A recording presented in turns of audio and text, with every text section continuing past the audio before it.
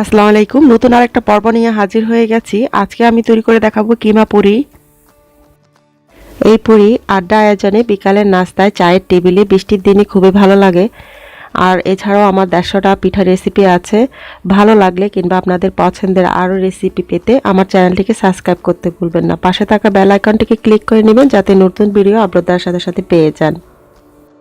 প্রথমে আমি ডো তৈরি করে নিচ্ছি। এই জন্য আমি এখানে ময়দা নিয়েছি ১ কাপ, তেল নিয়েছি ১ টেবিল চামচ আর নিয়েছি স্বাদ অনুযায়ী লবণ। একটা মিক্সিং বলে এখন আমি ময়দা নিয়ে নিচ্ছি।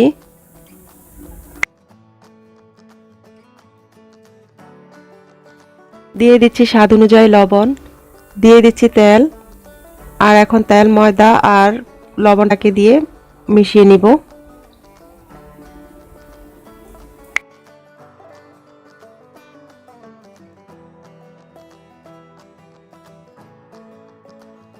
ময়দা, তেল, লবণটাকে ভালো করে মিশিয়ে নেওয়ার পর এখন নর্মাল পানি দিয়ে ডো তৈরি করে নিব। কুসুম গরম কিংবা গরম পানি দেওয়া যাবে না, তাতে পুরিগুলো মচমচে থাকবে না। তো এখন আমি নর্মাল পানি দিয়ে ডো তৈরি করে নিচ্ছি। ডো তৈরি করে নিয়েছি, এখন ঢেকে দিব, ঢেকে রেখে দিব এক সাইডে। ভিতরে পুর তৈরি করে নিব।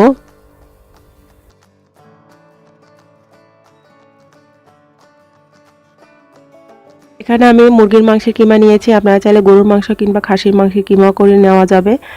আর এখানে নিয়েছি আদা রসুন পেস্ট ১ চা চামচ করে, নিয়েছি হলুদ মরিচ ধনিয়া 1/2 চা চামচ, কটা চা চামচ নিয়েছি জিরা, নিয়েছি দারচিনি টুকরো 3টি, আর নিয়েছি এলাচ নিয়েছি 5টি, নিচ্ছি একটা তেজপাতা।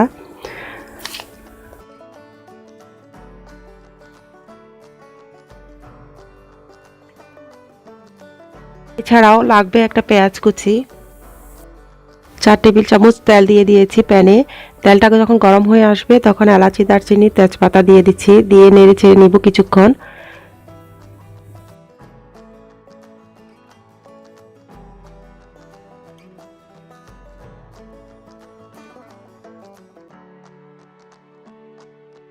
কিছুক্ষণ আস্ত গরম মশলাগুলোকে নেড়ে চেড়ে এরপরে পেঁয়াজ দিয়ে দিচ্ছি। পেঁয়াজ কুচি দিয়ে এগুলোকে ব্রাউন করে ভেজে নিব।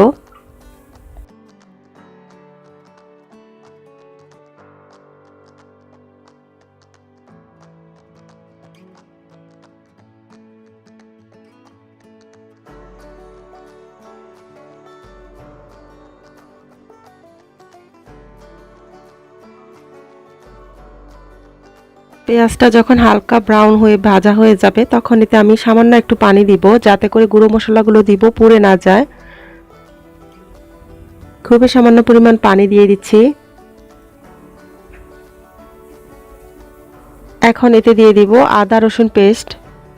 আদা রসুন পেস্ট দিয়েও মিশিয়ে নিব পেঁয়াজের সাথে।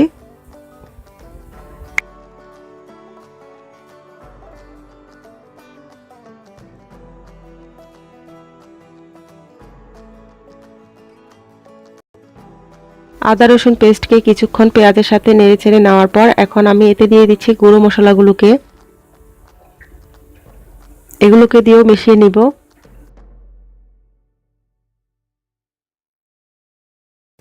দিয়ে দিচ্ছি স্বাদ অনুযায়ী লবণ।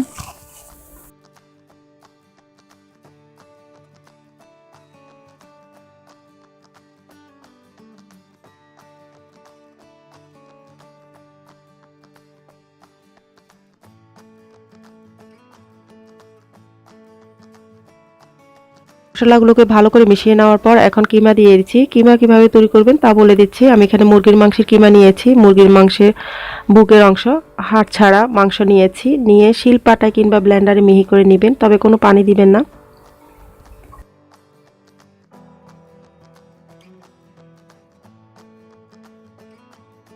কিমাগুলোকে দেওয়ার পর সাথে সাথে মিশিয়ে দিতে হবে, তা নাহলে জমাট বেঁধে যাবে। এখন এগুলোকে মিশিয়ে দেওয়ার পর আমি এতে দিয়ে দিচ্ছি কাঁচামরিচ। দিয়ে দিচ্ছি, এখানে আমি 3টি দিয়েছি কাঁচামরিচ, আপনারা আপনাদের ঝালের স্বাদ অনুযায়ী কম বেশি করে দিবেন।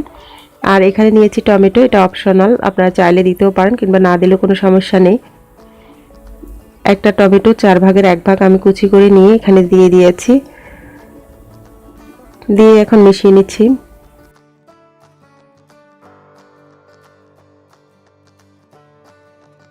কিমাগুলো রান্না হয়ে গেছে আর চামচ দিয়ে আমি একদম নেড়ে নেড়ে চামচের সাহায্যে মিহিজুরি করে নিচ্ছি।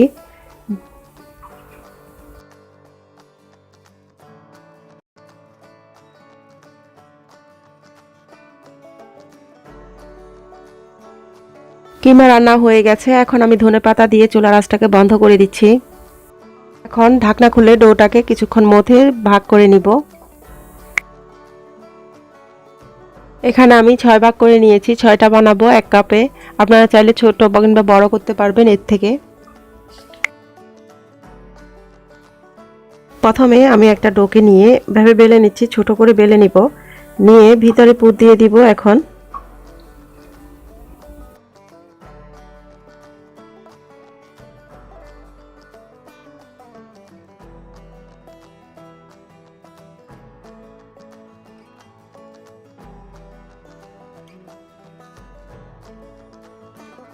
পুর দেওয়া হয়ে গেলে এখন চারপাশ থেকে তুলে নিয়ে এভাবে করে আটকে দিব।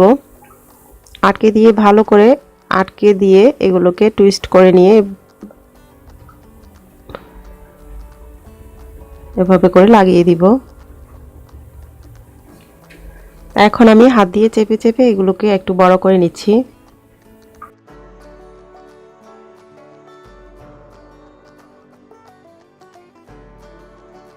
হাত দিয়ে চেপে নেওয়ার পর এখন বেলে নিচ্ছি। আর মাংসের পুরিগুলো একটু বড় হয় না, ছোট হয় সাইজে, ডাল পুরির থেকে কিংবা আলু পুরি থেকে।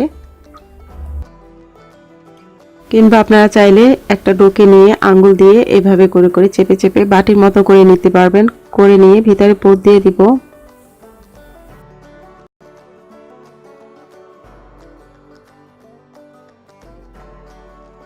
পুর দেওয়া হয়ে গেলে চারপাশ থেকে তুলে এভাবে করে জোড়া লাগিয়ে দিব।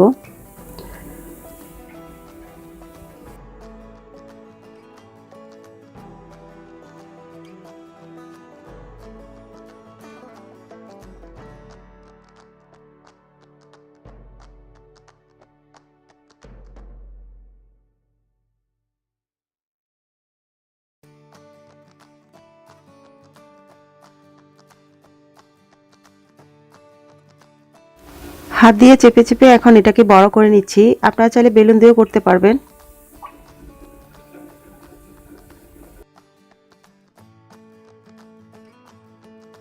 প্যানে তেল গরম করে নিয়ে এখন দিয়ে দিচ্ছি পুরিগুলোকে। আপনারা চাইলে এগুলোকে ফ্রোজেন করতে পারবেন 2 সপ্তাহ পর্যন্ত। আর ছড়ানো কোনো প্লেটে রেখে শক্ত হয়ে এলে এরপরে জিপলক ব্যাগ বা পলি ব্যাগে রেখে 1 থেকে 2 সপ্তাহ পর্যন্ত খাওয়া যাবে। তো এখন এগুলোকে দিয়ে দিচ্ছি। দিয়ে দেওয়ার পর সাথে সাথে এগুলো ফুলে উঠবে না, এগুলোকে একদম নিচে পড়ে থাকবে, কিছুক্ষণ পর ফুলে উপরের দিকে উঠে আসবে।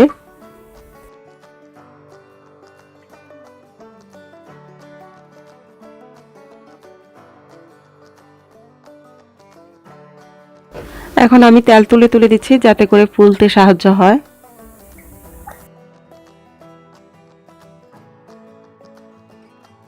সবগুলো পুরি যখন ফুলে উঠবে তখন উল্টে দিচ্ছি।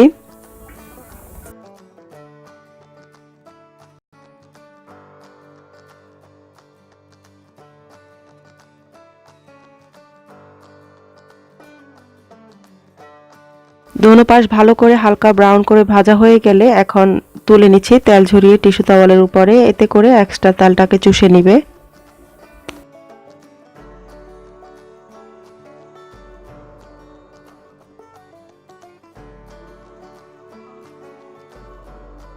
তৈরি করে নিলাম, আশা রাখছি আপনাদের কাছে ভালো লাগবে। আবার আপনাদের পছন্দের রেসিপি নিয়ে হাজির হয়ে যাব। আল্লাহ হাফেজ।